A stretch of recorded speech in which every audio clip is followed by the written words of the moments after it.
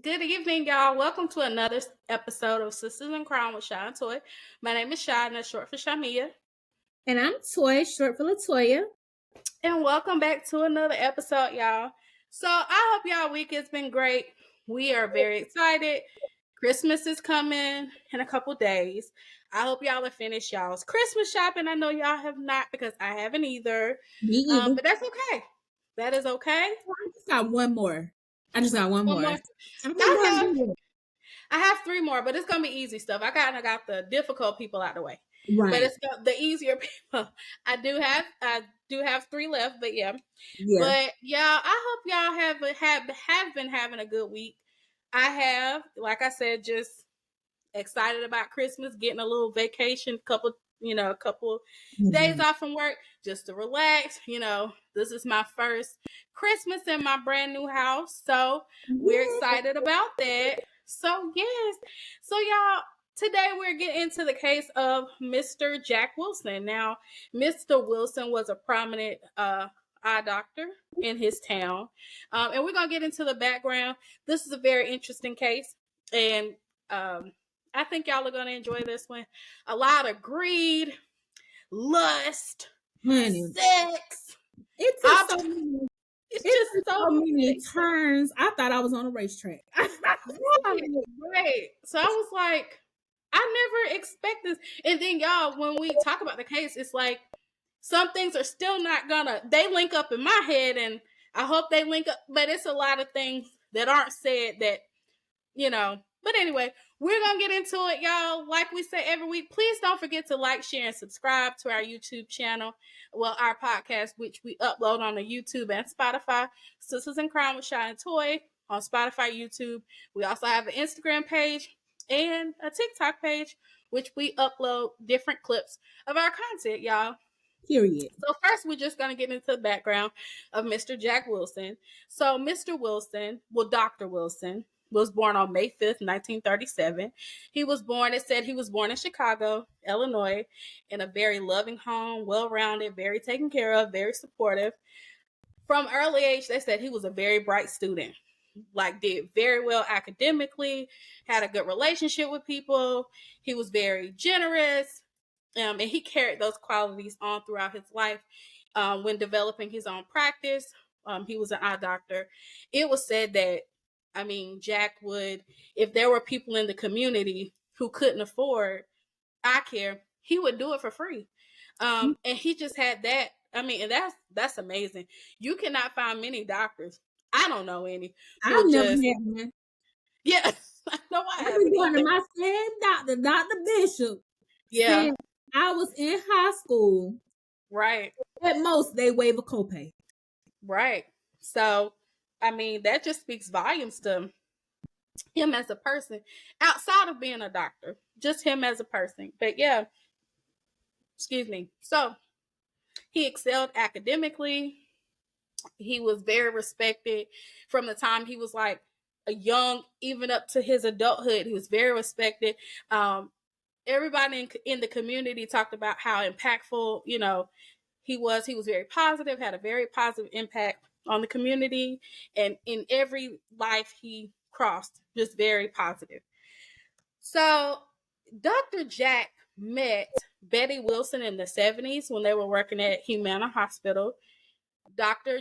Wilson was a doctor and she was a nurse. So apparently, y'all, it said it was love at first sight between Jack and Betty. Anyway, It was all in the end, yeah, but all it's cute, I guess. love, I do too. I do too. But when y'all hear this story, you be like, is Yeah. it love exactly? But anyway, what do I know? So they said it was love at first sight, y'all. One thing led to another, they said, and they moved in together. But not allegedly, but he ended up having a health crisis in about 1978. Found out he had Crohn's disease, he had complications from Crohn's disease, and had to end up having surgery, which resulted in him having an ostomy bag. So apparently, following the surgery, they still decided to get married. So it was said that Betty found Jack's ostomy bag to be very repulsive. And I was thinking, ma'am, you knew he had that before you got married. I do not believe y'all weren't doing the nasty until after y'all got married. I don't believe that. Y'all were not living in the same house and not doing the nasty. And sis, not only that, she's a nurse. She's a nurse. Like, you know what I mean? Why? How are you disgusted by certain things? Like the I think all the body odor, blood, vomit you probably see every day. Like I think it was one of the maids that said that Betty used to call it a shit bag, and then probably she got mad. I think they was trying to be freaky one night, and that bag opened, and they said Betty lost her shit. Hey, it's not funny. It's really not, because this is a good man from all accounts that I see. But just picture that woman like, you're a nurse though. Like, grow up. Yeah. I could understand being creeped out by that. Like if the bag burst, I could definitely understand being creeped out by that, and I can understand that could be a lot, but I just feel like you knew that before y'all got married. So anyway, they do stink though. I've had some clients. I've heard that when when they're emptying it does smell pretty bad. I ain't gonna hold you. Yeah, I have heard that. So Jack, like I said, he was a very prominent physician in his area. Now, even though from the outside it looked like they were very happy, I mean, they had tons of money, they was very financially secure, and from the outside it looks like they were like magically in love, but they had their share ups and downs, but we later found out that they weren't as happy as they present themselves to be. So apparently Miss Betty, I'm not sure if it was before, I think it was more so after they got married. I'm really not sure on that part, but she became heavily dependent on alcohol and affairs, right? So she claimed that, she had several outside, people and affairs, according to her. Jack knew about it. Mm-hmm. And he was fine with it. Mm-hmm. I don't particularly think that he could have been fine with it. I mean, but that's just me. I mean, Okay, so let me just interject real quick, and I'm gonna play devil's advocate. So, we have to consider this is a wealthy family. Right. So a lot of times it was very much given Betty was trophy wife. So a lot of times it's not uncommon for them to, now I don't know the age difference or even if there is one between Dr. Wilson and Betty, but a lot of times it's not uncommon for them to have some type of arrangement, because allegedly, this is from Betty's account, she claims she was madly in love with him for the first 3 years of their marriage. They were married a total of 14. She claimed to have been madly in love with him. And then one day he told her that basically she was suffocating him. And he told her to go have her a couple of affairs, I guess to kind of distract her. He's a doctor. He's very busy. This, that, and the third. Mm-hmm. Now, she said she was very off-put by this. And that's when the drinking started. Mm-hmm. I don't quote me on that, but from a documentary I saw, I'm pretty sure she said that's when the drinking started. And he basically, pushed her to that. Now, my problem with that is it was given, she's blaming him for having multiple affairs when it was very much a decision that you made. Even if he tried to persuade you to do that, you take accountability that you actually went that route to do it. Like it could, like, you know what I mean? I feel like it may be common amongst wealthy people, wealthy families, but you can't blame him You know what I mean? Yeah. Like, you're responsible for your own actions. I hate when people try to blame the other person for cheating. Yeah. That's essentially what you Right. like, girl, you was a hoe. Nasty hoe. Stop, my dear. You know. Yeah, when she be like mighty hoe. Betty was a hoe. Yeah. So that's just my thoughts. Like, I can see both sides of it. I do. I agree with you. I do agree with you there. You're still accountable for your own actions. I don't care what he said. Well, go have an affair or whatever. Like, I don't care what he said. You're still accountable. And, leading up to the events, which is why we are talking about this today, you will see why we are not fans of Betty. So, yeah. So, well, I'm not gonna say I'm not a fan of Betty, but we're gonna get there. We're gonna get there. Listen, I ain't no fan of Betty.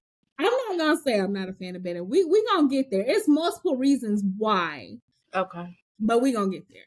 Okay. Yeah, I'm not a fan of Betty. But anyway.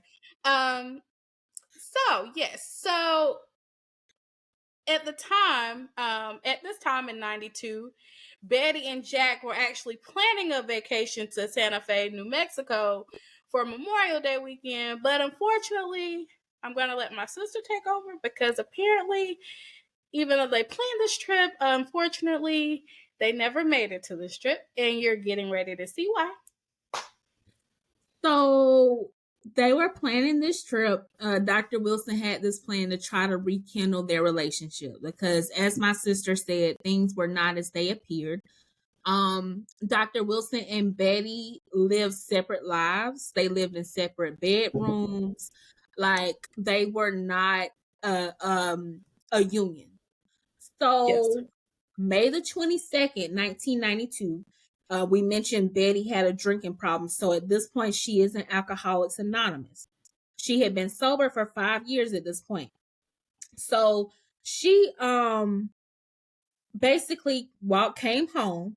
The way it's told, she walked upstairs and found Dr. Wilson lying in a pool of blood.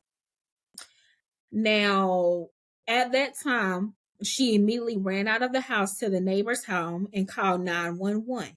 This is Huntsville, Alabama, where all this is taking place. Now, they said the police arrived within minutes on scene. I just want to mention that they lived in a brick mansion. Okay, 4 bedrooms, 4 bathrooms. Nice. That house bed is. Mm-hmm.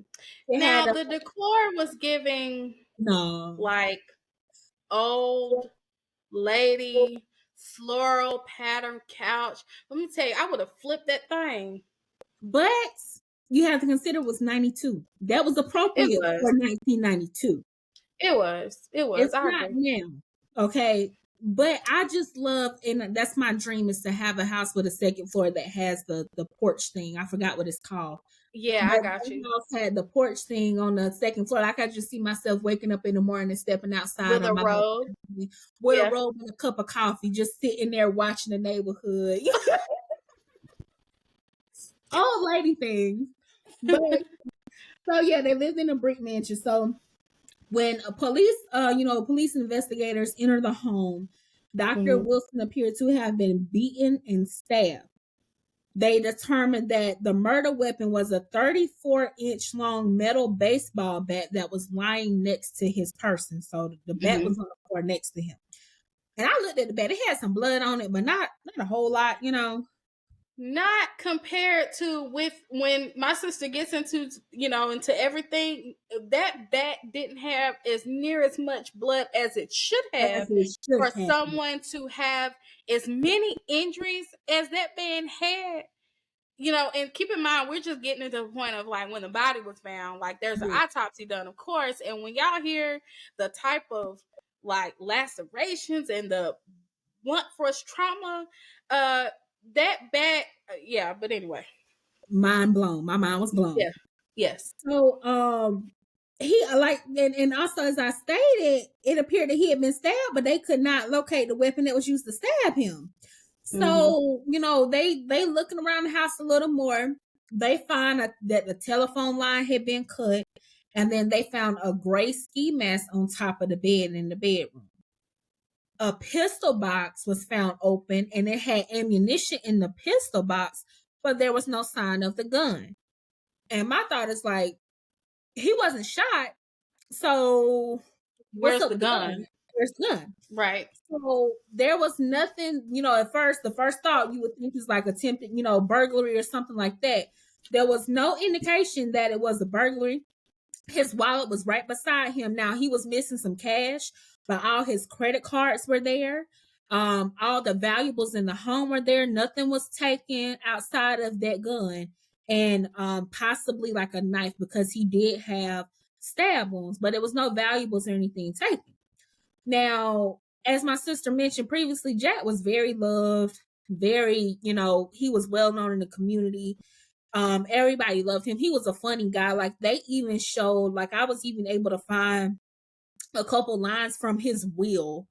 The man was even funny in his will, which I thought was crazy considering how he was killed, because he was a very loving person, it seemed like, on all accounts. But his will says, this is to be used only if absolutely necessary, i.e., if I am dead. He said, try real hard to revive me if I only look dead. So I'm like, it's dark humor, but I love dark humor, so I find that hilarious as hell. Like, but it was not. It was not, considering the way his life was taken. And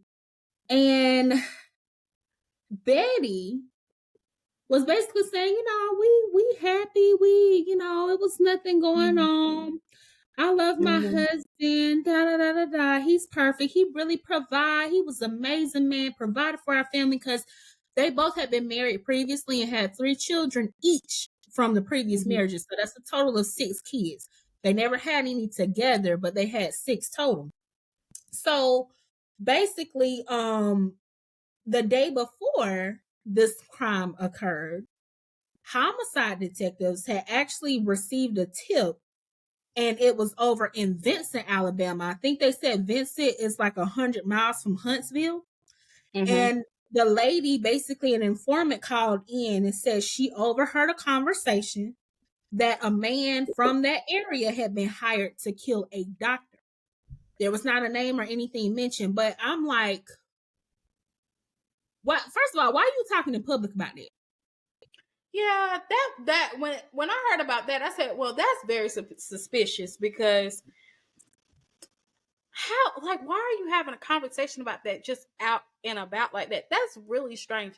And like, as we get into this case, you're gonna figure out it's a lot of strange stuff about this case that's just really like, really weird. Girl, what? Yeah, just really weird. Yeah. So, they're looking into that tip, but in the meantime, between time, they transport Dr. Wilson to the medical examiner for an autopsy report.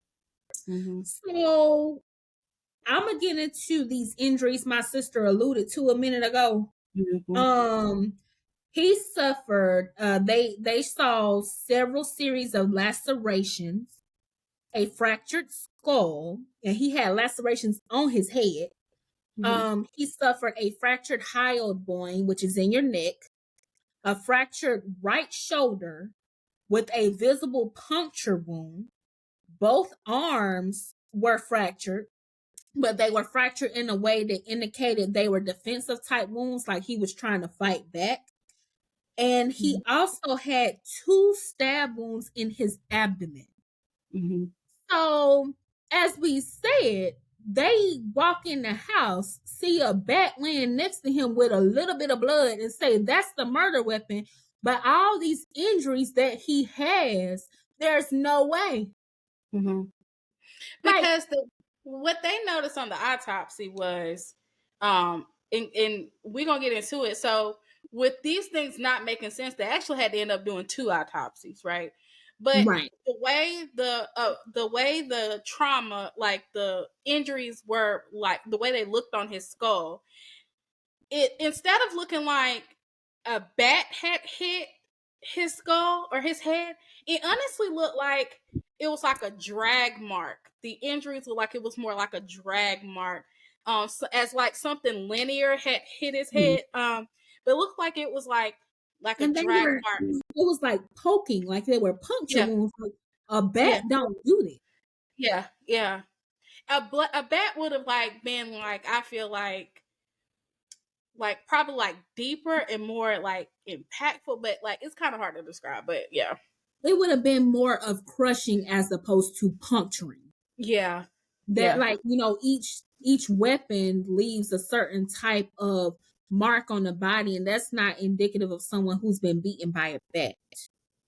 So I mean, they did officially, you know, the medical examiner that did the first autopsy, Dr. Embry, they officially ruled his cause of death as blunt force trauma to the head. They did test the blood that was found on the bat, and it was determined to be the same type of Dr. Wilson's, but there were no fingerprints found. So I'm like, that's weird. Because I mean, the person left a ski mask behind. Like, you ain't that smart. That was strange because when I heard about that, I was like, do you not realize that mask is gonna like get your like a sample of your skin cells, ma'am or sir? Yeah, skin cells. That's where my mind immediately went to. That's another thing. I never heard anything about DNA testing in this. Yeah, like tested, and at that point in the 90s, it's not as, you know, efficient as it is now. But yes, DNA testing was being used. Yeah, it was available. Yeah. But so, you know, while this is going on, the Huntsville police decided to drive up to Vincent, Alabama to kind of check in on that tip that was called in. And it was said that a man by the name of James White, had mentioned that he was going to Huntsville, Alabama to kill someone. So it's like, okay, he says that someone hears it, calls it in, and now we got a dead doctor in Huntsville, Alabama. Got to follow up on it. So James was just like a carpenter / handyman at Vincent Elementary School. And just so happened, Betty got a twin sister named Peggy. Peggy was working as a first grade teacher at the same school. Yeah. Follow us now. Okay.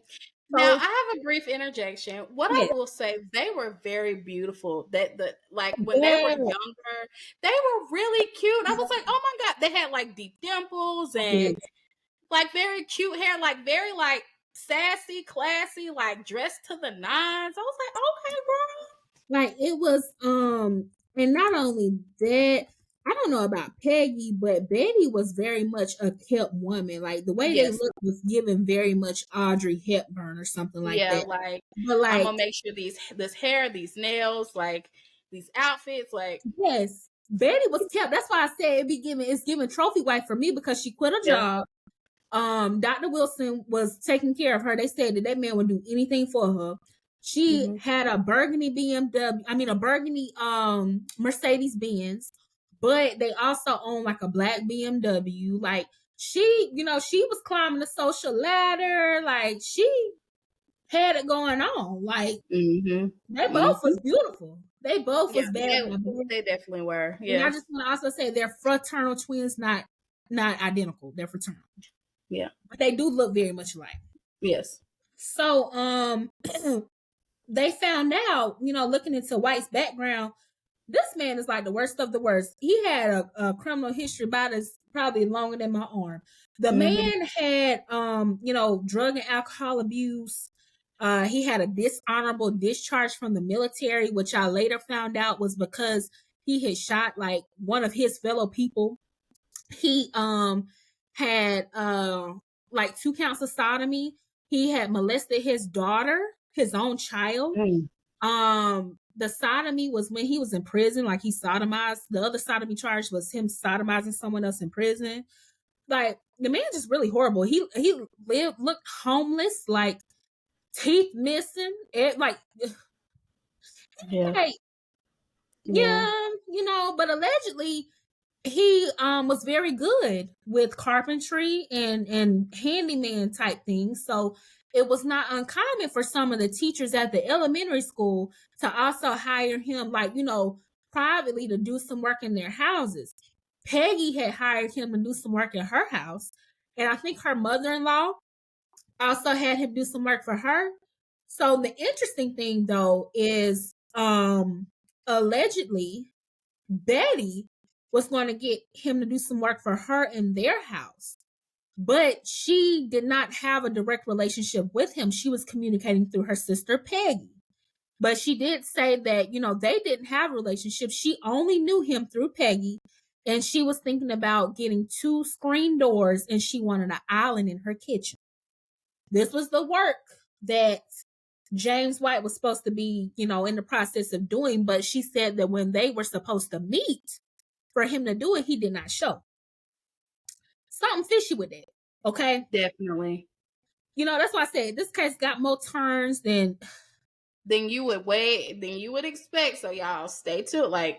Stay tuned. Just be patient. So, I gotta take a sip. Hold up. It be like that, man. When we talk about y'all every week, yeah, no.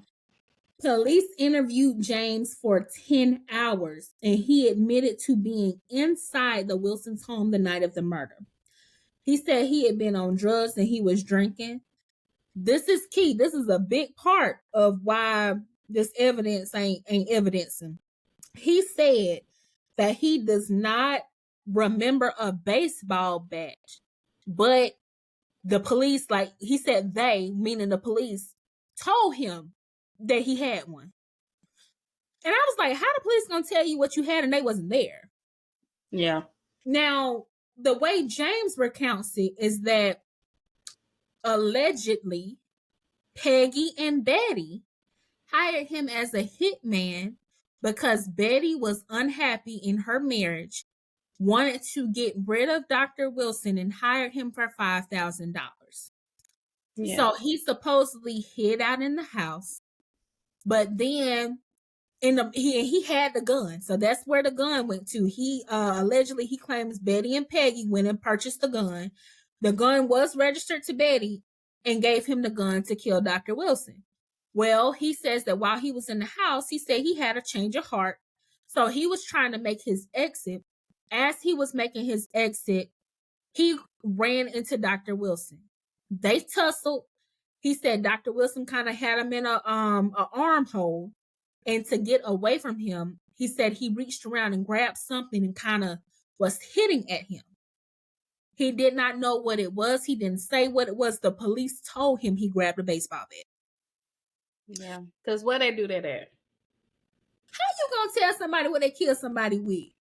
Because keep in mind, like we said earlier, at that point, they didn't even know if the bat was considered the weapon, the murder weapon, because keep in mind, it wasn't a lot of blood on it. Because in my opinion, it didn't even have any flesh or brain matter on it. And they was also saying that could be a possibility with someone, being hit with a baseball bat. Well, if you're hit in the head with any object, it's possible for your brain matter, and unfortunately it's a little graphic, but it's possible to have that stuff on the baseball bat or whatever you get with. So yeah. Right. And I will say, in researching this case, which you did give me a warning, I saw images of Dr. Wilson's body everywhere. Y'all. Everywhere. At the house, at the medical examiner. I was like, oh damn. Because I'm gonna keep it real, y'all don't go look at it unless you just like stuff like that. Y'all don't go look at it, because let me tell you, just I'm gonna give you a visual picture, right? He looked dead. Okay, he looked dead as hell. I have been to plenty of funerals, and they have prepared the body. What I'm saying is, it looked like no soul. It's weird to describe. It looked like no soul at all. And of course not, he's dead. But it was like his eyes were dark. Like his actual eyeballs were dark.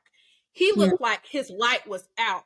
And they literally picked him up the way he was found on the floor at home. They picked him up, because I don't know how long he had been at the house. If it was long enough for rigor mortis to set in, I don't know. They look like they literally picked him up, took him to the examiner office, put him on the table, and he was laying still in that position I was. And I don't know why they released those pictures. He was like, don't worry about this. We did a word scramble at work for don't worry about it. But he was like I know, some white people can be paler than others, but no, baby, he was No, but paper white. All the color, the melanin had left his skin, and that's another thing, y'all. Like everybody has melanin in their skin, just some more than others. Yeah. But he looked like a goat. It was a sight. I was not prepared for it. I am not happy that I saw it, y'all. Like I said, do not go look at that. If you do, you've been warned. So that's my warning, unless you can handle it. And you warned me, and I still was not prepared. Like, cause when I text my sister, I was like, "Hey, I think we should cover this one. Like, let's research it." And I warned her. I was like, "Sis, there are pictures of the I said autopsy, the autopsy. So beware. I'm telling you, because seriously, because and they kept showing it. I mean, they show him in the house, and they show because at first they're like taking the picture from the steps, like walking up the steps, because he was like on the landing upstairs. And first they like show the back of him, like with his head turned. I was like, okay, cool, I can deal with that. And then they got even closer, and I was like, okay. And then they got even closer. Yeah. And then they got to his face, and I was like, y'all stop. Like, we don't need. I believe the autopsy. If you would just do a diagram and with the arrows, like I would have been fine. They do a diagram and draw the little body on the piece of paper and show you the. Dang, I gotta see all this. That will suffice. That will suffice for me. Is that little diagram? I did not see. Oh Jesus. Anyway, it was a lot, but so after they do search James's like property. He stayed on a trailer. They searched his property. They did find a pair of shoes with blood stains on them that did match Jack's blood, Dr. Wilson's blood type. There was an abandoned house next door. They looked at that, and that's where they found the revolver, the little gun that was registered to Betty Wilson. And in James's truck, they also found a book of poetry from the Huntsville Public Library that had been signed out by Betty Wilson. So, of course, they arrest James. But then, because he had claimed to been, a hitman, they went and rounded up Peggy and Betty too. And this happened within a matter of, this happened on May 22nd. They were arrested on May the 20th. It was not long. May 28th, I think 6 days later. Yeah, and what's crazy is Betty was in jail the whole time during, pre-trial period and everything. But Peggy got out on I think it was like a $300,000 bail or something like that. Right. Crazy. So, of course, her lifestyle choices, rumors started circulating and, about her having multiple affairs and this, that, and the third. This is a little funny. One news outlet described her as a woman with a thriving sex life that rarely involved her husband. Listen, that's accurate, though. That's accurate. Because Betty was busy. Let me go ahead and tell you, I ain't even gonna hold you. Betty was busy. That was a bad gal. The shade. And they also said that reportedly she was hooking up and meeting people through her AA meetings. Like, that was her grounds. Like, girl, you're supposed to be there working on your sobriety. Exactly. And you in there hooking up. Not developing another addiction. Girl, come on. They said that's what happened, though. When you fix one addiction, you develop another one. Usually, I know, like with smokers, they quit that. They start chewing gum a lot or biting nails or drinking. Sometimes they stop drinking. They develop a sex addiction and like you just trading one for another. But girl, right. And it makes you look bad, girl. Then not only that, she did stand to, get over half of Dr. Wilson's estate, which was valued at like $6.3 million. Yeah, like 6.4 or something like that. So there's motive, there's definitely, that's a big motive. But apparently, allegedly, they were saying that was a motive. And then apparently she was talking so nasty and like just so, nasty about Jack, saying he was, horrible and he used to abuse her. But, his friends said, no, like it wasn't, I mean, they didn't know everything, but, no, he wasn't doing no stuff like that. But allegedly, that's what she accused him of. So, She did, but not only that, like everybody said she talked really bad about him because of that ostomy bag. Like she was so disgusted by it, y'all. And I'm like, not only were you a nurse, you worked with at the kidney dialysis unit in the hospital. So how you not used to seeing some nasty stuff? Like, but with that, I just think those were all excuses for her to like. I feel like those were just excuses for her to do what she wanted to do anyway. Yeah. I can see that. But yeah, they said that Betty really found Jack repulsive. And I'm thinking that she's, if she did plan this, was it because, she knew that trip was coming and she just did not want to go with him because she wasn't trying to give him none or nothing like that because she was so grossed out by the bag, like type of deal. Like, I don't know. But I'm gonna stand on it though, Toy. I'm gonna stand on it. You knew he had that bag before y'all got married because he had the surgery before. Yeah, she knew y'all got married. So I don't understand. Yeah. I think it really was, and this is just me speculating. I feel like it was really that bad coming loose that time they was in the bed together, and after that, I think it just did it for him. Okay, I feel like she was tolerating it up to the end, and then after that, she was like, "I'm not doing this anymore." Yeah, because again, she's giving trophy wife, but that's the problem. It comes to when you're marrying people, who don't really want you like that, and you only marry them for their looks, and you want to upkeep them. Which, don't get me wrong, there's nothing wrong with a husband should provide for his wife, but I don't know. In reading this and doing my research, it was just giving trophy wife for me. Like she was just ornamental. He was a great provider. She even said that out of her own mouth. But everything she said about him was regarding what he was able to do for her. You know what I mean? It was financially. It was never anything regarding him as a man or him as a person. It was always, he took good care of me. He took good care of my kids and my grandkids and da. Like, y'all can watch it for yourselves on Forensic Files if you're able to handle them pictures. But that's what she was saying the whole time. And I'm like, okay, I'm not hearing nothing about how you truly feel about him that's not financially related. Yeah. That y'all were so in love. Yeah. He made you happy. He bought you flowers every Monday, every Tuesday. Yeah. Like none of that. Like he was so romantic. He gave the best hugs. Like nothing. None of that. Right. And she did say at one point she was in love with him for the first 3 years. But y'all was married 14, so what was y'all doing the last 11 years? Yeah. I don't know. I don't think, I don't know these people, but I don't think it was him. I think it was her, honestly. We're going to get to it. We're going to get into it. We're going to get into it. I don't think it was him, but I don't think it was all her. So I'm going to play devil's advocate in this episode. We're going to get into it. Good old James, though, since he done implicated them two, he decided to get himself a deal, which really, he was just trying to avoid getting a death penalty. Because at this point, I know the state of Alabama is tired of your ass. Yeah, right. I know that's right. I know they tired. So they probably was finna put you slamming at you. Oh, yeah. But he cut a deal with the prosecution in order for him to testify in both of their trials, basically saying that he was a hitman for hire. So the trials were held separately. First was Betty, and then was Peggy. And I'm gonna let sister, you want to get into the trials?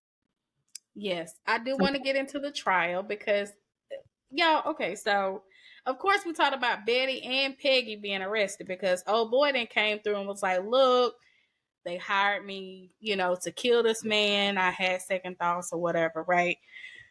So, like my sister was saying, they found the revolver, blood in his shoes, all of that in his house, so that basically said, okay, he was at the crime scene, at the time of the murder, so he was arrested. So, of course, Petty and Beggy, not Petty, I said Petty and Beggy, because they were petty in my opinion. So of course they're arrested, but so they both have to go to trial. Now Betty's friends, they testified against her, and I was like, wow, it be your own people. But they testified against her. Your squad ain't solid, baby. Yeah, like But they claim she really bad-mouthed Jack a lot, which we said that earlier. They said more than often, and they said her reputation of having multiple, I call it a wheel of lovers. With her having a wheel of lovers, that definitely worked against her. Yes. Because y'all, they even had some of her lovers show up to the courtroom. I'm gonna tell you, one was a black man. I said, okay, baby. Okay, all right. Yeah. Yep, and he testified, saying, yeah, we was messing around, and and it is what it is. But I kind of felt bad for him because that man was not trying to be attached to that case. He wasn't trying to be like they had to get him from California. He was not trying to be. He went for that. Yeah, he made it clear that they weren't trying to be in no relationship. They weren't doing nothing, but they was there for a good time, not a long time. Not a long time, exactly. So they, with all the evidence, of course, they have Jack's testimony, all the evidence, and the link between Betty, Peggy, and Jack, and not Jack, James. With all of that being said, they were able to convict her with capital murder, and then she was sentenced to life in prison without the possibility of parole.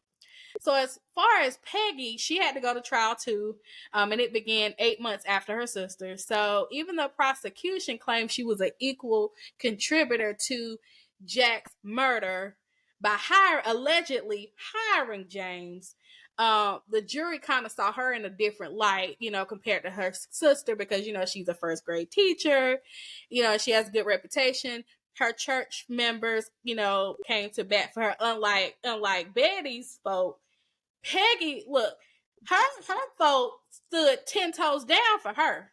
But it's their character too. They like night and day, even though they twins. Yeah. Like Betty was out here in these streets, and Peggy was you could see her halo. Like Beyonce, I can see your halo.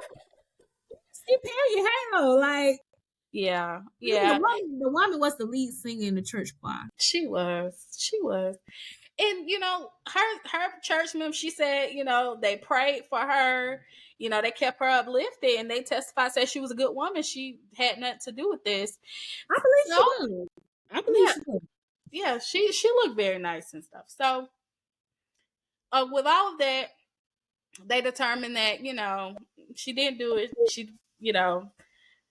She beat her case, but she was acquitted, from the crime, and she had to pay $300,000 bail, like my sister was saying earlier.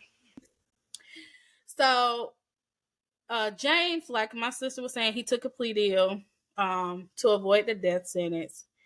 After the trial, they said Peggy, resumed her life. She got remarried to a professor at the University of Alabama. She has kept her life private, out the spotlight. She did come forth and, talk about her sister and say she still believes she didn't have anything to do with it and all this kind of stuff. And I'm going to just keep it 100. I honestly don't believe both of them at all. I don't believe Betty, and all three of them. I don't believe Betty. I don't believe Peggy, and I don't believe James. I don't believe all three of them. Well, part of the reason I'll give you that is because when it was something, I can't remember if it was in Betty or Peggy's trial. I think it was in Betty's trial. Her brother-in-law, so this would have been Dr. Wilson's brother, testified. And then he said something about they when after Dr. Wilson was murdered, Betty and Peggy did not show any emotion. They were not crying. They actually ran. In one instance, they ran into the bathroom and were having a private conversation. Y'all moving funny. Yeah. Compared to that 911 call that you can listen to, she ran to the neighbor's house when she found his body. So, she was just crying. Oh my God. She was quivering. Oh my God. He's dead. My husband's dead. But my thing is, we can speculate all day, but the evidence it's not making it make sense. No, it's not. like when I was researching this, I was like, this evidence is not making sense, because No. one thing I wanted to mention, at the crime scene, they were able to determine that where he was at upstairs, that wasn't the first crime scene. He was actually killed somewhere else, and they placed his body up there because they saw with the blood spatter that was under him, it was like going in a circle as if someone like twisted his body. Yeah, like and it was like he would have. Like they rotated him 180 degrees or something. Yeah. But there was some really like messed up stuff. Like I was talking about the autopsy. They did one autopsy, and they were going back and forth about the bad, but there was another physician who did the autopsy. He was like, no, this isn't right. He was like, based off the injuries, he was killed more with like one of those like fireplace, whatever you call them. I think it's called a poker, the fireplace poker. Yeah, fireplace poker or something like that, because of the way he was hit. It looks like somebody hit and like slide back, which would answer why he had puncture wounds, because they never found a knife.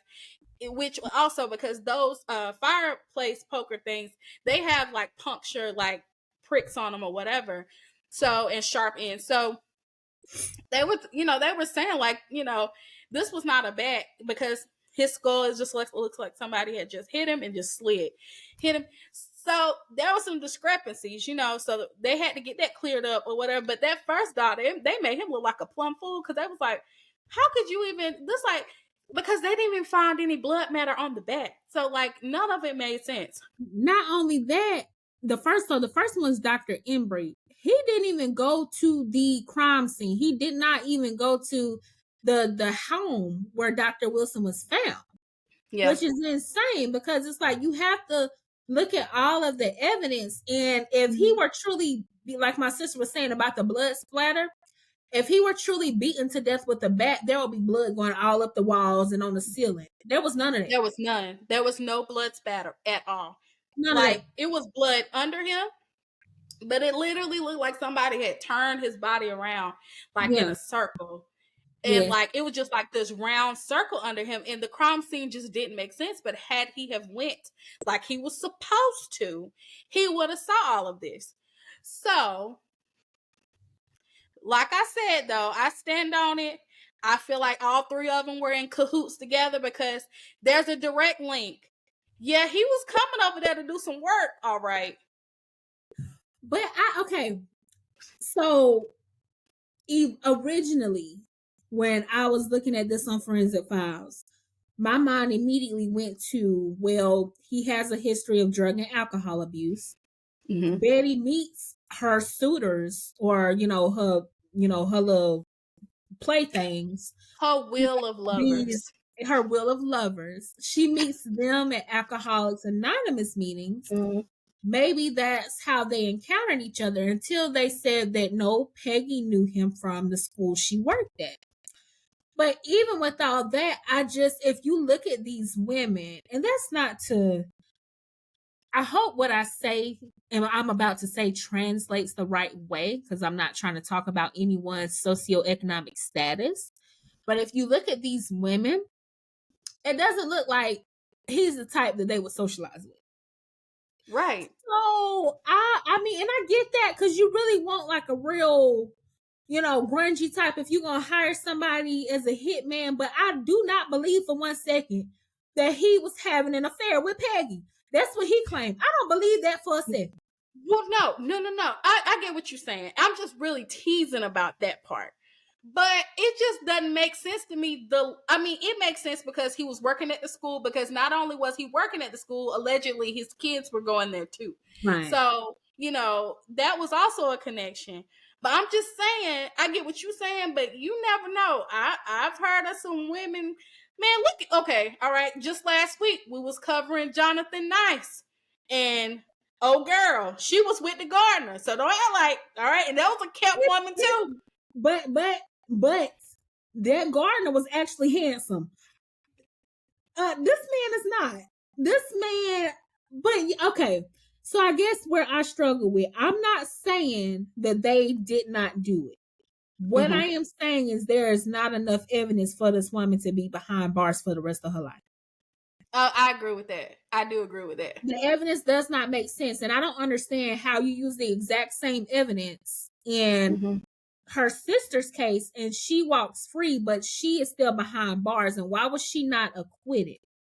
Yeah. You know what I mean? Because I mean, I think the only reason why she's locked up because she's technically the only one that had a motive, like the insurance policy. And well, see, in my research, they didn't even say that. They said the only reason she's locked up is because they assassinated her character.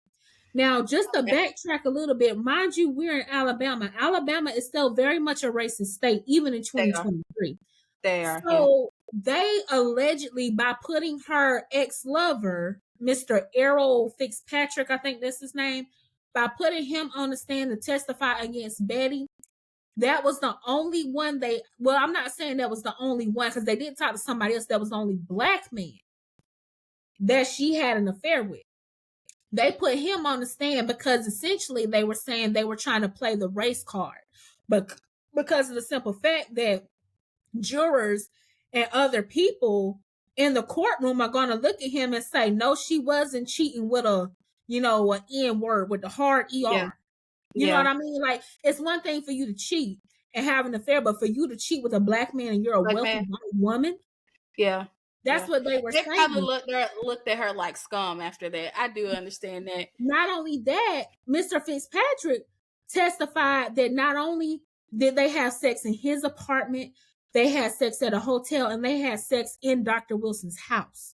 And he also was a colleague of Dr. Wilson's. Oh, that's foul. So when you put all of that out there like that, that's what I'm saying. I don't even think she's behind bars for the simple fact that she stands to gain a lot of money from his death. I think it's the simple fact that she had the nerve to have an affair with a black man. Yeah. I'm going to go there. Okay. Go there. Yeah, I understand. I think you're right about that because I did notice that he was the only one called out of everybody. Yeah. But my thing is, I just don't understand how all of this happened. So, like, I see the relation of how they could have met, but like, because let me tell you, James' story switched twice. Yes. He said one statement to, get out of the death penalty. Okay. Got in jail, took everything back. Basically, I think he said they weren't having an affair. He lied about it all, but basically they were like, okay, so what? You still not getting out of jail. And then he recounted back again, going back to his initial story. So in my opinion, his testimony is not even reliable. He switched up so many times. And honestly, allegedly, they think he was paid to give that second testimony. But boo, not even that. If you're going to attack her character, why not attack his too? Yeah. This man has criminal history. He is a felon. He is a child molester, molested his own child. He allegedly has schizophrenia. He has documented mental illness. He has both auditory and visual hallucinations. Like, why not attack his character? How? And what's crazy, what I also found out is the Huntsville Police Department, they had this man as their star witness. He was basically getting royal treatment. He looked like a completely different person. Yes, from the time they interviewed him to the time, 8 months later, when or however long it took them to go to court for Betty's case and Peggy, he looked like a completely different man. They went and got that man dental work. They really dressed him up to make him look presentable for this jury. He had he had preferential treatment behind bars. That's what I'm saying. Like, to me, I can see, again, not completely absolving Betty for anything, but they really and then it was what was it? They also said that the prosecution violated, I think it's called Brady's Law. And that's where anything that you present into evidence, you have to make available to both parties. So the prosecution presented stuff in the evidence that was not made privy to the defense. So it's like they railroaded that one. But it's just like the only theory I can think of how this all was orchestrated, because that night allegedly he says he was like high on drugs and he had been drinking excessively. Yeah. I just want to know, because the part that never made sense to me, how did he end up in the house? My only thought was, how did he end up in her house if they didn't conspiracy, like, develop this plan to kill this man? Now, the only theory I could think of was if he was there to do some work. Right. And he just, was high on drugs and start hallucinating and all of that stuff. Right. And, he ended up like flipping out and killing this man. But like I said, they were able to determine that he was not killed in the house. He was killed somewhere else. But there's about a bunch of loopholes in this case that just doesn't make sense. That's why I feel like they just don't sit right. I understand they wasn't really giving her a fair trial. Not that she didn't do anything, but I will see what you're saying. They didn't really give her a fair trial. They just attacked her character by saying she a hoe, basically. That's it. She's the scum of the earth. She's messing with a black man. Period. Boom. But, but they made her sister look like an angel. She's just a first grade teacher. But you know. And not only that, you had 2 attorneys that had to step down from that case because the DA was the one supposed to be the prosecution originally. He had to step down because he was a colleague of Dr. Wilson. And then there was another attorney that had to step down. I completely forget the reason. It was something about him having a relationship with the family or something like that. So it's just too many loopholes. Like, I'm not saying she should be free, but I feel like, she's still in jail to this day, y'all. She's filed several appeals. She needs another chance to have her case heard because it was all circumstantial and it was all character assassination. I'm not about putting people behind bars for the rest of their natural born life based off some he say, she say shit. Like, you need everybody have the right to a fair trial. And she did not have a fair trial. That's my problem with it. I'm not saying this woman is innocent. She very well could have, because she was so disgusted with her husband and unhappy in her marriage. We see it all the time. But she was not given a fair trial. Like, even when they arrested her, the man, James White, you taking the word of a felon over a woman with no record. Even when they arrested her the first time, she said they were so rough with her. They were aggressive. They were jerking her on it. Yes, they did. They even told her, they was like, because they broke her watch or something like that. And they was like, well, you won't need that where you're going. Like, and the reason I feel like it was just about race, because it was a guard when she was behind bars, because that same day they arrested her, she never saw light again. Like, and not only that, they held her in solitary confinement for 2 months. And like she's a harm to someone. Like, who needed solitary confinement? Was him. James. James, like, he's getting preferential treatment. And not only that, she recounted, like, it was a time when he walked by her smirking and shit, like something funny, like you smirking and I'm in jail. Like, sir, what? And then one of the guards had said to her, because in that, when she was in solitary confinement, she said she didn't know night from day, this, that, and the third. And it was like, she would just cry out for help. And the guards were threatening her. One of the guards had told her, you deserve to be in jail, or you deserve actually to get the death penalty for being a rich, wealthy white woman going around having an affair with the N-word, with the hard ER. So that's why I'm like, it's Alabama. Yeah, I get that, but I'm gonna tell you, I get what you're saying, but I cannot safely say, and like you said, you're not saying that they are like completely innocent and they didn't conspire to kill this man. What I'm saying is, I see what you're saying. There's not enough evidence for her to be behind bars for life, right? But it just don't make sense to me. Why was he in their house? Right. Who let him in? I agree. Who let him in? Who have let him in? I don't know. Like you said, it could have been, this is just a speculating. It could have been he was supposed to do some work and just was drunk and high off pills or whatever, because apparently when he gets drunk and high, he allegedly don't know what's going on because he said that's what happened when he molested his daughter. He was drunk. So I can't say that's not what happened. He had to be letting it home some kind of way. Yeah. But they did not give her a fair trial. Not only that, he is the one who actually committed this murder. Why was he given the possibility of parole and she was not? Yeah. That's because insane. But listen, I can't remember verbatim, but I think he was eligible for parole probably like 5 years. 4 years after Yeah, he after 4 years. Yeah, he was. He has become eligible for parole several times since then, and he's denied every single time. But she's not eligible for parole at all. Like I looked both of them up on the Alabama Department of Corrections website. She still maintains her innocence to this day.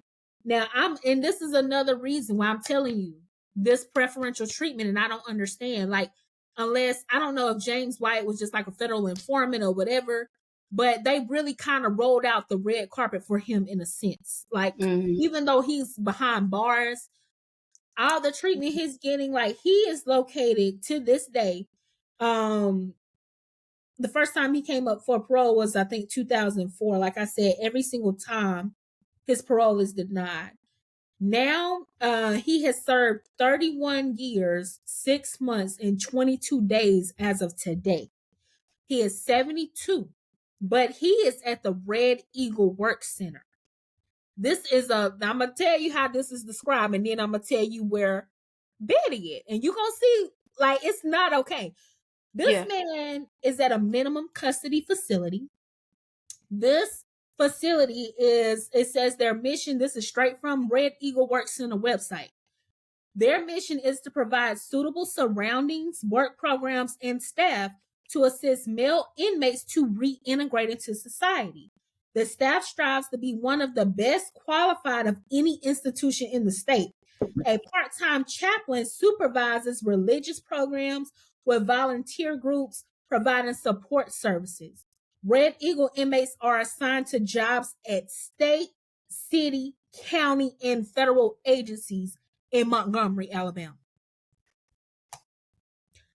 How are you holding positions like that as a felon? Yeah. Now we go to the flip side with Betty. And I was curious after that, because I was like, well, if Peggy got acquitted, surely Betty done got out on appeal or something. No. Betty is still locked up till this day. She has, like I said, life without the possibility of parole. Every single one of her appeals have been denied. And of course, she describes it as a never-ending nightmare. And when she entered, like, she's always referred to, and I'm quoting, this is not me just cursing, but I'm wrong anyway. It was they called her the rich bitch. And people really, no one's there for her. Is having a very hard time, or did, behind bars, but she is at the Tutwiler prison for women under medium custody. Mind you, at one point, this was rated as one of the 10 worst prisons in the United States. Oh, wow. There are very high instances of these female inmates being sexually abused by corrections officers. In 2013, they found 6 of those correction officers to have, violated something or sexually abused these inmates, but only 2 actually ended up serving time. So this is straight from their website. It is a less secure than close security, and it's for those inmates who have demonstrated less severe behavior problems. That's the description of what medium custody means. So she don't have behavior problems or anything like that. But inmates in this category basically suitable for participation in formalized institutional treatment programs, work assignments, or other activities within the confines of the institution. So, it's like he has more freedom than she does. And he's the one that actually committed this crime. And he's the one who molested his daughter. He's the one that turned on his fellow military man when he was in the military. Like, how is that okay? But you know what though? Like when you're reading up that, I said the only thing that, I'm sorry, but this is one case that wealth did not prevent her from, wealth can get you out of a lot of things. But for the fact she attached herself to a black man, it ain't get her out of that. And I'm just really baffled as to how someone with no, criminal history or criminal record at all gets this kind of treatment, and someone who does has a little more freedom. Like, you're talking about the man can hold jobs at state, city, county, and federal levels. I work for the state. Like, what are you saying? Yeah, it's insane. It's insane. Like, yeah. And for it to be found one of the top 10 worst prisons. Now, yeah, Betty did, even though Betty been behind bars, she got remarried in 2006. Oh wow, okay. So look, she very much, still, well, they, out in Alabama, you can't have conjugal visits. I was gonna make a joke, but I thought about it. Alabama, they don't do conjugal. I was about to say she very much still is a little been throwing that cat, but she's not. Right. She can't have conjugal visits, but she did get married in 2006 to a man named Bill Campbell. He actually watched her episode on 48 Hours and then kind of got very interested about her case. So, and Peggy was her maid of honor. They had a wedding. They had wedding cake, but the cake had to be cut before it was let inside the prison. Listen, I ain't mad at it. You gotta do what you gotta do. I ain't mad at it. So Betty just said it wasn't the cat, okay? Betty said slow feet don't eat. Oh no. But yeah, this is when I took a deep dive in, because I was like, surely she had to have made an appeal or something. No, y'all, Betty's still locked down, but there's actually a lot of people, she's garnered a lot of support, to try to have her an appeal or this, that, and the third. Right. There was a black guy that did a documentary on her. It's called Finding Betty. I did watch some of that. That's on Tubi or I think Amazon Prime if y'all want to look into that. But and again, like I said several times, I'm not saying she did not do it, but I'm saying she was not given a fair trial. And at minimum, they should take it to trial again. Yeah. Yeah, I agree. I do agree with that. But it's just like there's so many missing pieces of the story. So it's hard for me to say yes or no. I'm leaning more towards no. I think they all were in on it together. But I mean, who knows? I mean, we just don't know. Like there's even not unless they did her dirty and wouldn't allow her to speak. But there is no like evidence that, well, why was he in the house? We know she was wanting him to do some work, but like, did you find any construction equipment in there? Like, did you see where the work was started? Like, we don't know any of this stuff. You know what I mean? And not only that, y'all's sole case rested on this man's testimony that he later recanted though. Yeah, twice.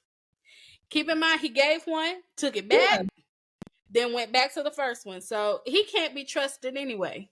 But I also fault the police because he never said that he killed him. Yeah. He never said he used that bat. He never said he killed him, and he never said he used that bat. The police told him that.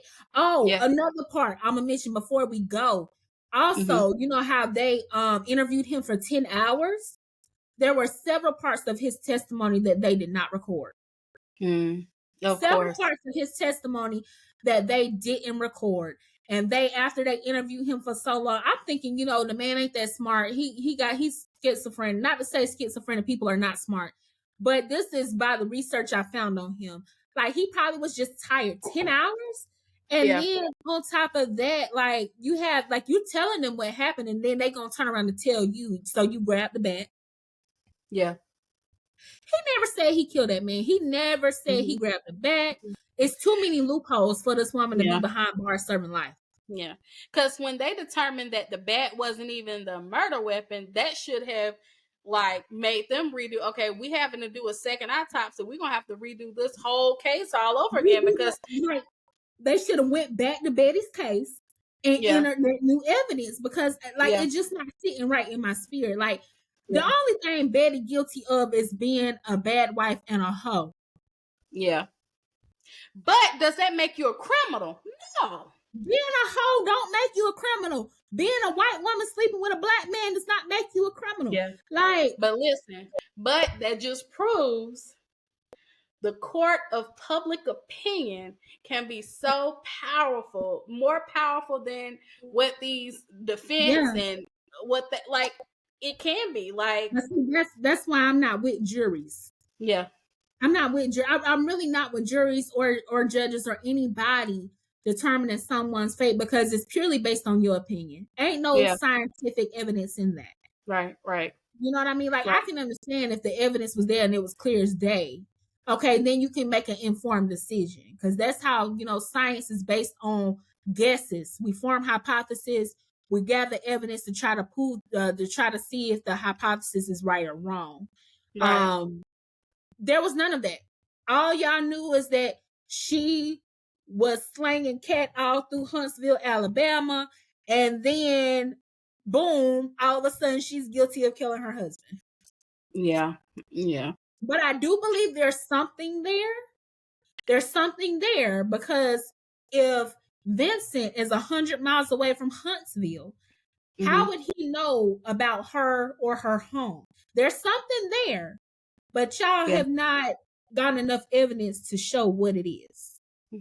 I think they pick and choose what they wanted to use, and was like, we just want to get this woman behind bars because she slept with a black man. That's all it was. That's it. Because they, even after, they forensic files, they hired their own like 2 forensic experts or pathologists, whatever you call them.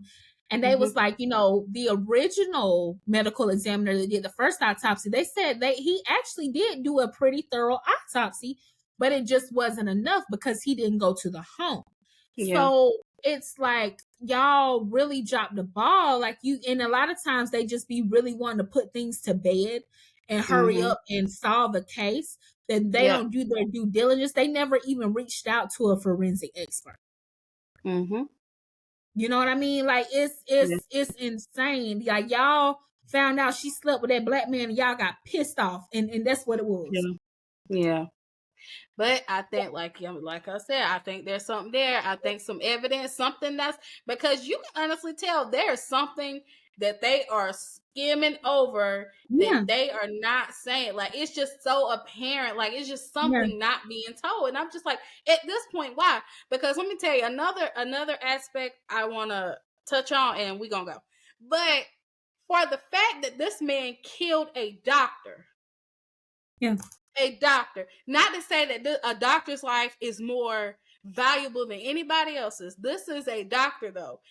Right. Killed a doctor. Allegedly. Yeah. And he still gets the possibility of parole. That's insane. And it's like his parole, matter of fact, the possibility of parole comes like every 5 years or so. Like, his next parole consideration date is March the 1st, 2026. That's not too long. Like, but one more thing I forgot not to mention. Remember how they said how he claimed that after he committed this murder, he hopped into the black BMW with Betty, and Betty took him somewhere. They didn't find any blood or anything. If you were the way that he killed Dr. Wilson, allegedly, it would have been blood on his everywhere. clothes. Yeah. They didn't find the clothes. He swore up and down that he put the clothes behind the Wilson house. They searched every area perimeter of that home. They never found them clothes. He's just a liar. And they based their whole case on that. And I think that is insane. Yeah, that's crazy. So let's hope, but Betty is much older now. Like, she is, I can't even remember. She still look good though. Yeah, she's cute. She's still cute. But I don't know, y'all. It's a complicated case. Everybody gonna have their opinions. Y'all, matter of fact, drop your opinions in our description box of what your thoughts are. If you feel like she's completely innocent, or if you feel like she's guilty, like I kind of do. So, like, She guilty of something, but they just guilty of something. They don't have enough evidence to say what. That's my argument. I got you. But y'all, thank y'all for tuning in to another episode of Sistas in Crime with SistasinCrimewithShiandToy. We are signing out, y'all. This was a long one today. Ooh, child. We had a lot to cover though, because it took a lot of twists and turns, so we had to be very thorough. But if y'all done watch to the end, thank you so much for hanging in there with us, and be back next week for as DJ Khaled would say, another one. But y'all, see you next week. We were a little late on the episode today because it's Christmas time, so I'm in Christmas mode. But y'all, please tune in next week for another episode. We have our after show as well. If you don't really do true crime, that's perfectly fine. We got another little fun after show that we do as well. But y'all take care. Have a Merry Christmas. Stay safe. They be here, I swear. Stay safe, and y'all, we are so thankful for y'all. Have a wonderful Christmas. Signing out. Bye, y'all.